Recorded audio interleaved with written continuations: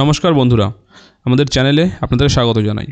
যারা চ্যানেলটিকে প্রথমবার দেখছেন তারা অবশ্যই চ্যানেলটি সাবস্ক্রাইব করে নেবেন এবং বেল আইকনটি দাবিয়ে দেবেন, যাতে চ্যানেলে দেওয়া সকল ভিডিওর প্রথম নোটিফিকেশান আপনাদের কাছে পৌঁছে যায়। তো এসএসসির সম্বন্ধে, আমাদের সেকেন্ড এসএলএসটি সম্বন্ধে কিছু প্রশ্ন নিয়ে আমরা যোগাযোগ করেছিলাম কমিশনের সাথে। তো সেখান থেকে স্যারদের কাছ থেকে কিছু অ্যান্সার্স পাওয়া গেছে। আজকে আমরা এই ভিডিওতে সেই প্রশ্ন এবং অ্যান্সারগুলোকে শেয়ার করতে চলেছি। তো ফার্স্টেই আমরা প্রশ্ন করেছিলাম যে সেকেন্ড এসএলএসটি পরীক্ষার রেজাল্টটা স্যার কবে প্রকাশিত হতে পারে। তো স্যাররা তখন ওখান থেকে ইনফর্ম করেছিলেন যে নভেম্বরের ফার্স্ট উইকের দিকে এই রেজাল্টটা দেওয়ার চেষ্টা চলছে। এরপরে আমরা সেকেন্ড যে প্রশ্নটি করি সেটা হলো ভেরিফিকেশান স্যার কবে শুরু হতে পারে। তো স্যাররা বলেন যে রেজাল্ট বের হওয়ার এক সপ্তাহের মধ্যেই কিন্তু ভেরিফিকেশান শুরু করে দেওয়া হবে। তো এরপরে আমরা প্রশ্ন করি ভেরিফিকেশান কিভাবে হবে, সেন্ট্রালি নাকি রিজিওনালি। তো স্যাররা বলেন যে সেন্ট্রালি হওয়ার চান্স খুবই কম, রিজিওনালিভাবে হওয়ার চান্সটাই বেশি, কারণ আমরা টাইমটাকে বাঁচাতে চাই। তাও চেষ্টা একটা চলছে যদি সেন্ট্রালি এটাকে করা যায়। তো এরপরে আমরা স্যারদের প্রশ্ন করি যে ইন্টারভিউ কবে থেকে শুরু হবে তাহলে। তো নিখুঁতভাবে ভেরিফিকেশান করতে তো কিছুটা সময় লাগবে। তো স্যাররা বলেন ভেরিফিকেশান সম্পূর্ণ ক্লিয়ারলি হয়ে যাওয়ার পর এসএসসি চেষ্টা করছে যাতে অন্তত নভেম্বরের লাস্ট উইকের মধ্যে ইন্টারভিউটা শুরু করে দেওয়া যায়।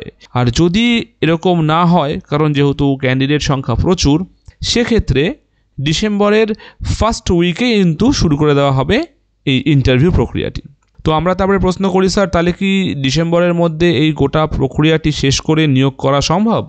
তখন স্যাররা বলেন যে সমস্ত প্রক্রিয়া যত কিছু আছে সব কিছু সম্পন্ন করে কাউন্সিলিং স্তরে পৌঁছতেই তো কিছুটা সময় লেগে যাবে।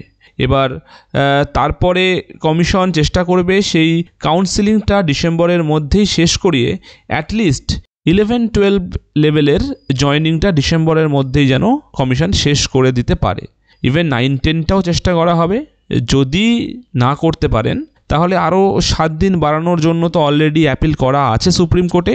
সো স্যাররা বলেছেন সেক্ষেত্রে এমন কোনো আহামরি অসুবিধা হবে না, আরও 7-10 দিন নিয়ে ওরা কিন্তু সেই 9-10টাও মানে জয়েনিংটা কমপ্লিট করিয়ে দেবে। তো স্যার আমরা তখন বলি যে স্যার তাহলে কোন স্তরের নিয়োগটা আগে হচ্ছে, 11-12? তখন স্যাররা বলে হ্যাঁ, ফার্স্টে 11-12টাই নিয়োগ করা হবে এবং এরপরেই হবে হচ্ছে 9-10-এর নিয়োগ। আর 31শে ডিসেম্বর মধ্যে যদি শেষ করতে না পারি তাহলে আমরা একটু ডেট এক্সটেনশন করে নেব। ডেট এক্সটেনশন করে নিয়ে সেখানে আমাদের এই নিয়োগটা করা হবে। তাই আমরা প্রশ্ন করি যে সিট কি স্যার তাহলে আপডেট হচ্ছে, কারণ অনেক সাবজেক্টস আছে যেখানে কিন্তু আমরা দেখছি যে সিট কমে গেছে।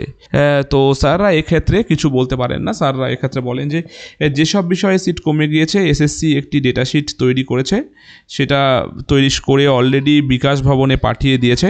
এবার বিকাশ ভবন ওই তথ্যটা সম্পূর্ণ আগে যাচাই করবে এবং তারপরে সেখানেই সিদ্ধান্ত নেওয়া হবে যে কি করা যাবে।